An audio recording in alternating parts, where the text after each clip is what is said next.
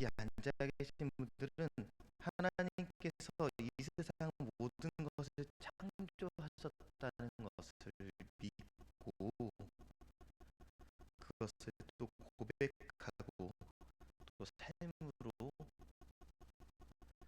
느끼시는 분들이 맞으신 걸로 알고 있습니다.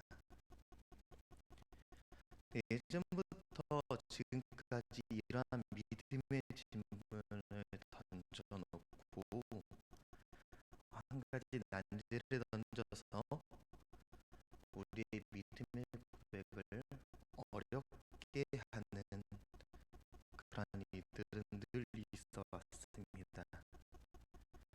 그 중 하나가 바로 하나님은 악함까지도 악까지도 창조하셨는가라는 것입니다. 많은 성도들은 질문합니다. 분명 교회를 가든지 성경을 보든지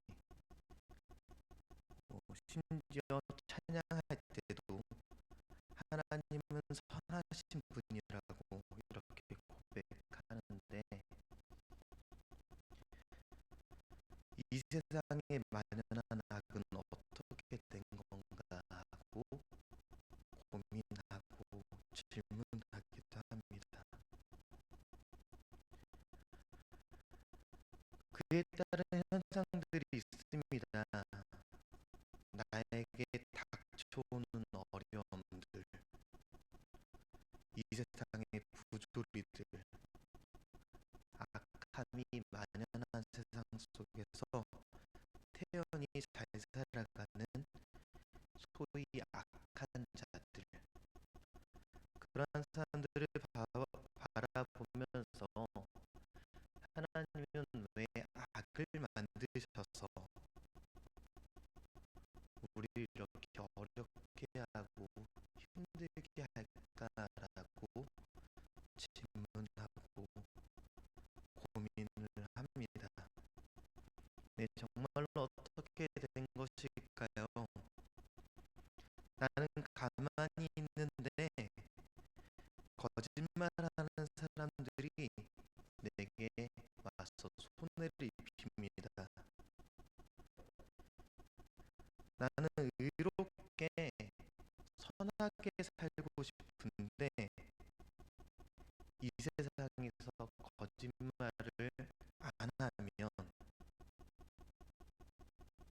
손해를 봐요. 정직하면 손해가 나게 돼 있습니다. 자동차 사고가 났는데 보험법이라는 게 가만히 들여다보면 부당이익이 가능하게 되고 많은 사람들은 그때 이익을 취하지 않는 것이 바보 같은 일이다라고 말합니다. 자신의 이익을 위해서 아이들의 죽음을 정치적으로 이용하기도 하고요. 스스로의 명예를 위해서 거짓과 악함을 서슴지 않고 행하기도 합니다.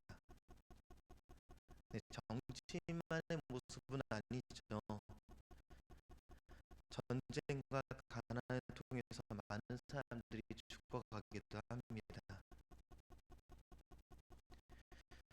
그렇다면 하나님을 예배하고 섬긴다는 사람들이 모인 이 교회는 어떠합니까? 그리스도인이라고 부르는 우리들 역시 교회 안에서 다른 사람들을 비방하기 바쁘고 우리 교회의 부흥을 위해서 다른 교회에게 악함을 서슴없이 발휘하기도 합니다. 교회 안에서 자신의 입지를 위해서는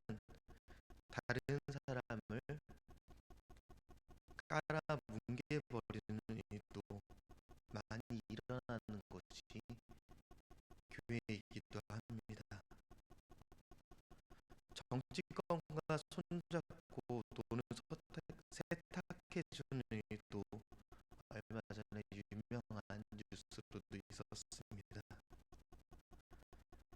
이러한 것들이 악한 것들이죠. 왜 하나님은 이런 악을 세상에 만드셔서 우리를 어렵게 만들고 힘들게 하는지,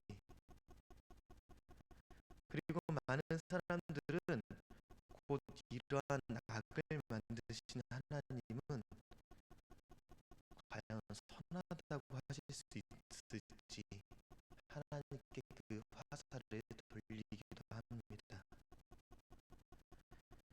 이 문제에 대해서 어린 시절의 아인슈타인은 똑같은 질문을 하고 있는 자신의 학교 선생님에게 우문현답을 내놓았습니다. 그 대답입니다. 과학적으로 추이라는 것은 존재하지 않다.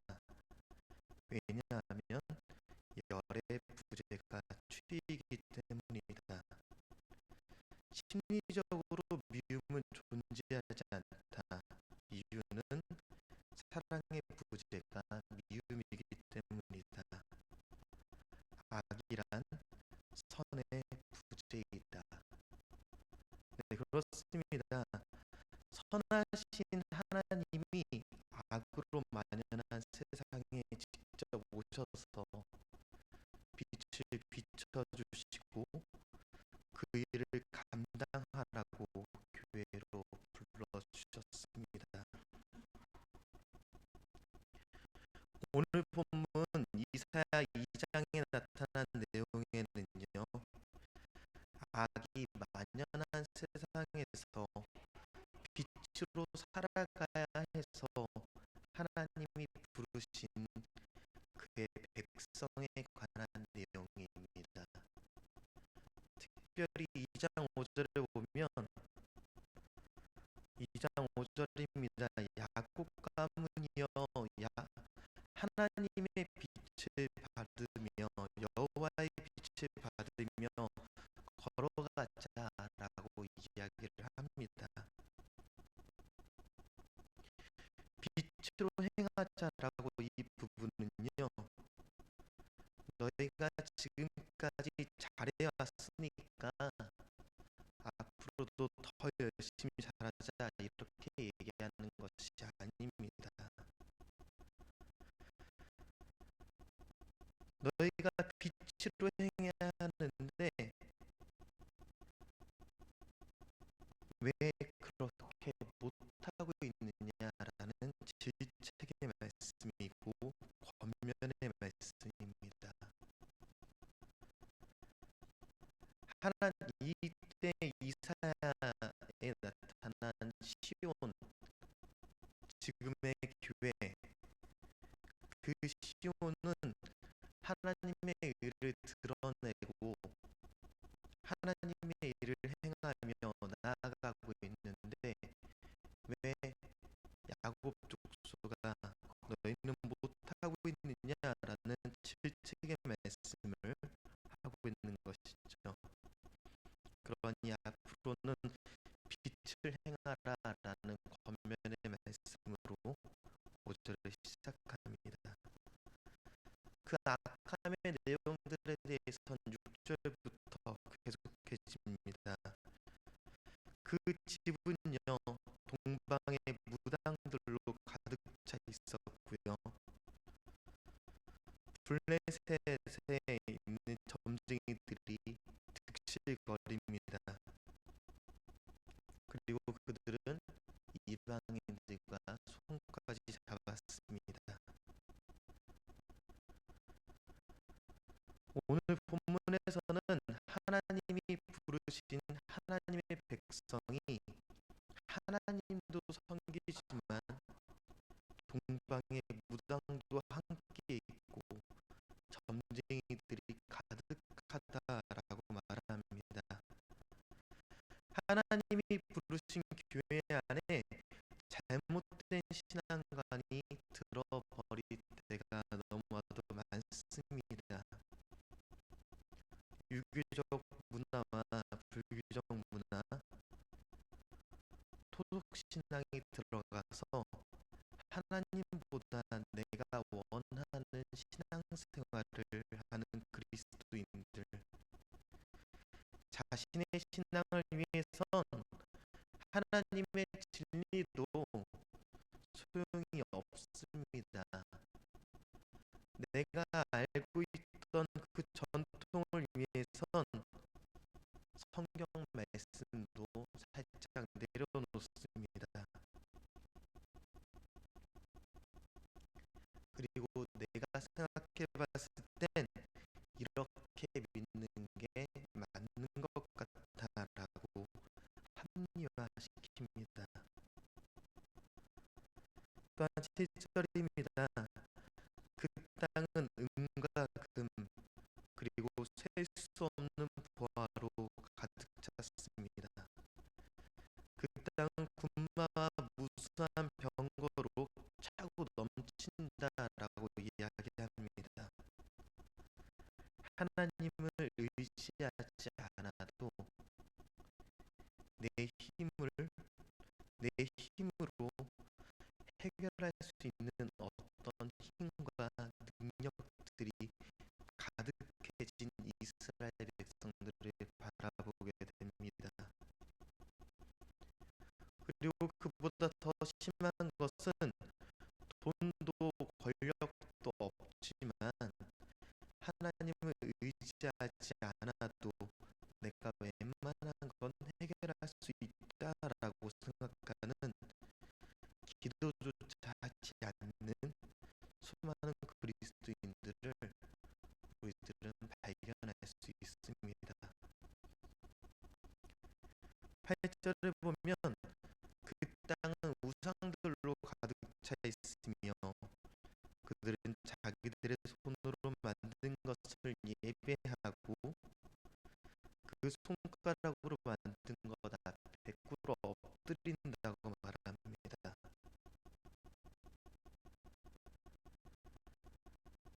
하나님보다 우상을 섬긴 사람들은 스스로 낮아집니다. 자신이 만든 어떤 자리를 위해서 자신이 원하는 사람들이 만들어낸 어떠한 자리, 어떤 기계, 어떠한 사람들이 만든 어떤 우상들을 놓고 그것을 신으로 섬기며 스스로 낮아져 버렸습니다. 그리고 인간은 천해졌습니다. 9절은 그들을 용서하지 마옵소서라고 기록하면서 5절부터 쭉 이어진 이스라엘 백성들의 죄악들을 그리고 빛을 행해야 하지만 빛을 행하지 못하고 있는 그 사람들의 모습을 이야기하고 있습니다. 그래서 하나님이여 당신께서는 당신의 백성 야곱의 가문을 버리셨다 이렇게 본문은 기록하고 있습니다. 어떻습니까? 이제 5절에 여호와의 빛에 행하자라는 말이 실감이 나십니까? 우리가 영광교회인 것이 실감이 나십니까? 우리는 하나님의 빛을 반사하는 반사체들입니다. 이 악한 세상에 이 악한 세상 자체가 악하다고 우리도 똑같이 악해지는 것이 아니라 선함이 부지한 이 세상에 빛으로 오신 하나님의 예수님을 감사하며 살아가야 한다는 것이죠. 우리는 그렇게 살아가야 하고 섬겨가야 합니다. 먼저 교회 안에서부터 섬겨야 하고 우리가 만나는 모든 사람들 앞에서 섬기며 빛을 반사하는 반사체로서 살아가야 합니다. 2장 10절을 보면 그렇게 행하지 못했을 때를 보여줍니다. 여호와께서 일어나 땅을 흔드실 때 너희는 그 두려운 얼굴을 피하고 빛나는 위험을 피하여 바위굴로 들어가라. 먼지 속에 몸을 숨겨라. 이렇게 얘기합니다. 하나님의 심판의 날은 다가옵니다. 예수님 재림의 그날은 다가옵니다. 오셔서 모든 악한 것들을 심판하시고 세우실 때 우리는 무엇을 할 수 있겠습니까? 우리도 두려워서 숨기만 하겠습니까? 하나님의 빛을 따라 행한 사람은 숨지 않아도 됩니다. 그날을 기대하지 두려워하진 않습니다.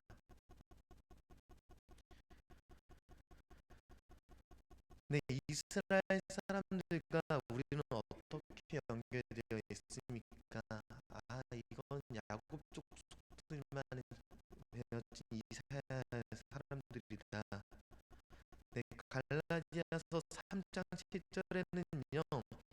믿음으로 말미암은 자들은 아브라함의 자손인 줄 알지어다라고 기록하고 있습니다. 그렇다면 무엇이 믿음입니까?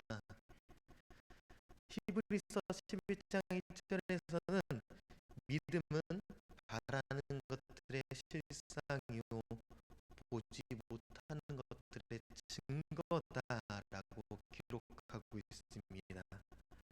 그리고 그 이후의 내용 가운데 믿음의 선진들이 그 증거를 보여주었다라고 얘기합니다. 첫 번째로 믿음으로 세계가 지어진 것, 이 땅이 만들어진 것, 창조된 것을 우리는 안다라고 얘기합니다.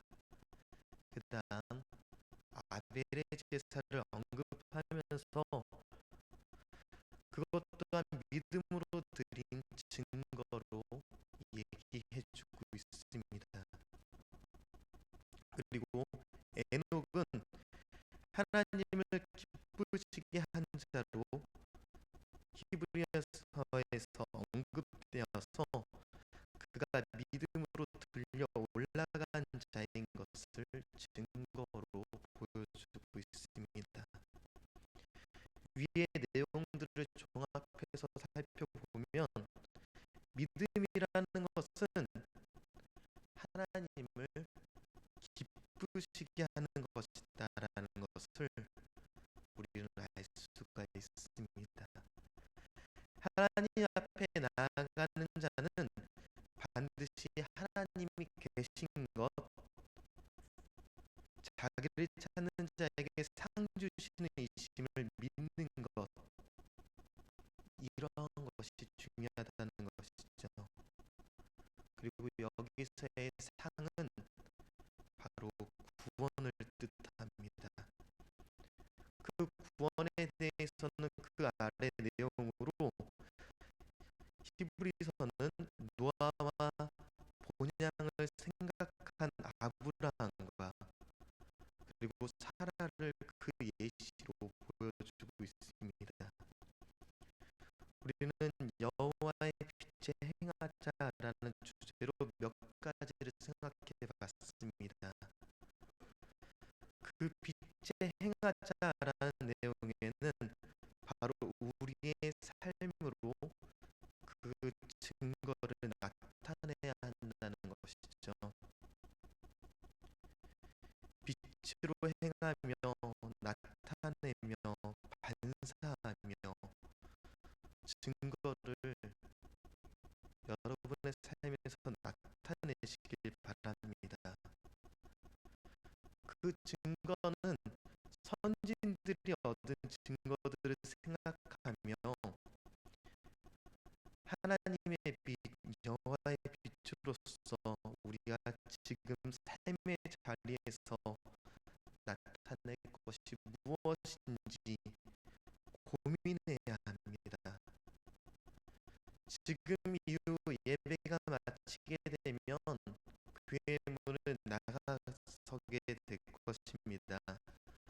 그럼 실제적으로 우리에게 증거의 삶을 요구하는 시험들이 그때그때 바로 닥쳐오게 될 것입니다. 그때 오늘 이 시각, 그 시각에 오늘 말씀을 기억하시기 바랍니다.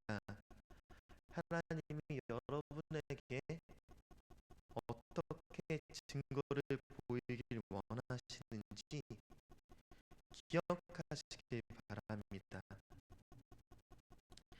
이사야 본문처럼 질책을 받는 모습이 될 것인지 혹은 믿음의 선진들의 예시들처럼 증거를 보여주실지 매 순간 매 순간 한순간 한순간을 하나님 편에 서서 바른 선택으로 살아가시길 바랍니다. 구약 용어에서 하나님의 의는 두 가지로 나타나 있습니다. 히브리어는 미시파타 제다카, 한국어로 옮겼을 때 공의와 정의입니다. 공의는 하나님 편에 일어났을 때 공적인 의로움, 하나님께서 원하신 하나님의 나라가 이루어지는 것들, 그러한 것을 이야기하고요. 제다카, 정의는 이 사회 가운데 사람들이 자신의 양심을 따라 살아가며 이루어지는 사회 정의를 이야기합니다. 이 두 가지는 하나님께서 그리스도인들에게 원하시는 삶들을 이야기합니다. 우리는 살아가면서 공의와 정의를 실행하며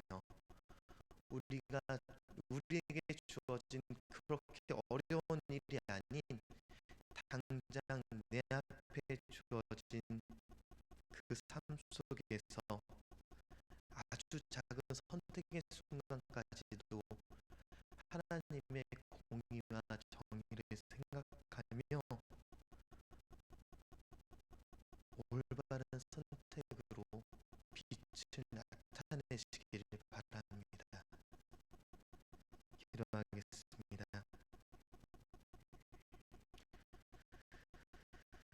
하나님 감사합니다. 이 시간 빛을 나타내고 살아가는지 질문 던지고 하나님 말씀 가운데 그것을 생각해 봤습니다.